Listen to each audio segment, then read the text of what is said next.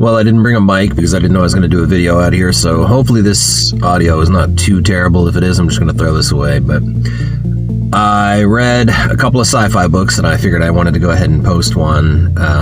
So the one that I'm going to talk about is Lock-In by John Scalzi. And Scalzi's like one of the best sci-fi authors out right now. I don't know if he's one of the best. I would just say he's probably one of the most approachable ones. And he wrote the Old Man's War series, which is really good. Actually, I only read the first 2 books in that series, probably like 7 or 8 years ago. They are both really good. The first one I recall was really, really good. It was kind of hard for me at the time to read sci-fi. Some of the sci-fi had gotten kind of boring, and he really re-injected. I was reading a lot of fantasy at the time, but he really sort of re-injected a sort of joy into reading sci-fi again. And yeah, I really like that book. It's just really approachable, and he's got a pretty good sense of humor. And I read a few other books by him. They're all good. He brings the quality every time. So I read this one just because I wanted to sort of get back into reading him. So what I did was I got online and I ordered all 3 books, the hardback books of the Interdependency, I think is the name of the series. He's got a couple other series and stuff, but that's the one that's like 3 books long. Anyway, I haven't started reading it yet, but I'm looking forward to reading that one. I'm sure it'll be good. And he's really good at writing a mystery based in a sci-fi setting. So the premise for Lock-In, and there is a sequel to it, is that the world has sort of been decimated by this disease.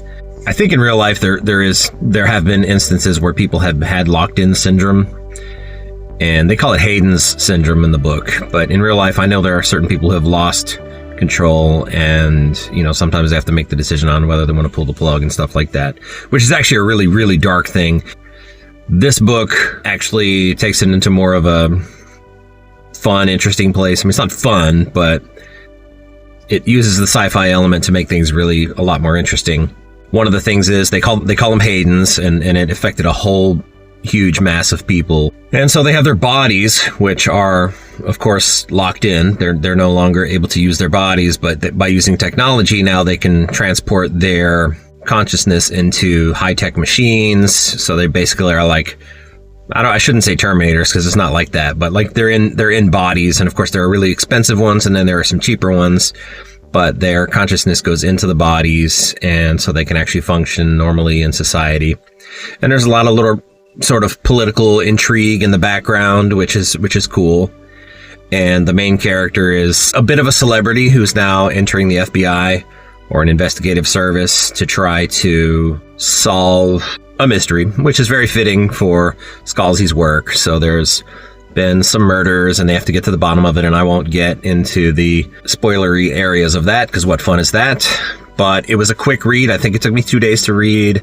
I really enjoyed the characterizations. The characters were fun. The mystery was good. One of the interesting things is that it sort of almost kind of incorporates like a time travel element too, or not a time travel, more like a teleportation element, because like, for instance, the character is able to take his consciousness and transport it so they needed to investigate in like Arizona, Tucson or somewhere like that. And rather than have to travel there, they ask him if he could just transport his consciousness into another body in the area they want to go investigate. And he does that numerous times. So he can be in Arizona in the morning, and then 5 minutes later he can be in New York or whatever it is. So it's actually, that's a really cool concept. And then there are also people who got the disease but did not get locked in, and they recovered. And those people are able to, if they can take it, they're able to let their bodies be taken over by people.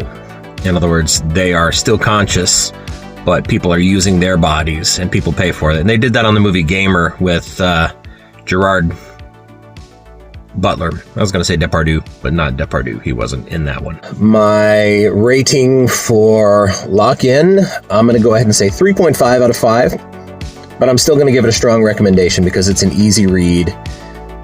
Scalzi's books are easy reading. And it's not long. It's not a huge commitment. If it was like one of these David Weber books that's 800 pages or something like that, I might say no, pass this one by. But for as short as it was, and as a quick and easy read as it was, it's pretty engaging. It's a good book. It's really interesting. I found it to have that typical Scalzi flair. and it makes me want to read the sequel, and it makes me want to read more Scalzi. So I'm kind of looking forward to that interstellar interdependency war, I think is what it's called. So I got a lot of books I'm reading right now. I just started reading Laurie Correa's, or Correa, whatever you want to call him.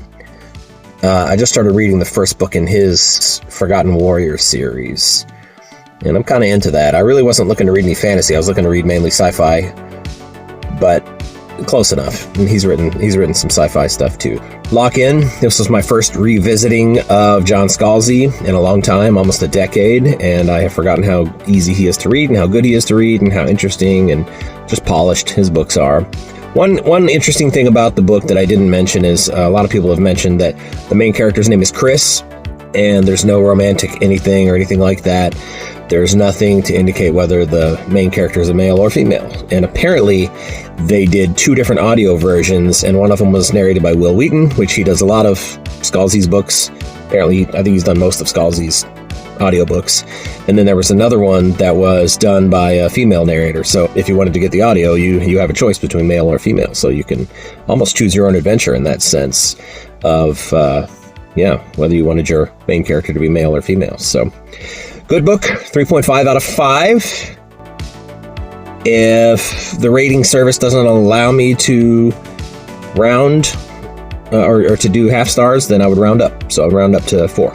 So I think Goodreads is probably going to say 4, because I don't think Goodreads lets you do 0.5. So, but yeah, I would recommend it. Easy read, interesting read. You'll enjoy yourself. You'll have fun with it. And as always, thank you very much for watching and listening to this point.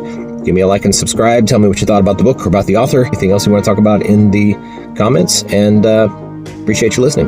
Talk to you next time.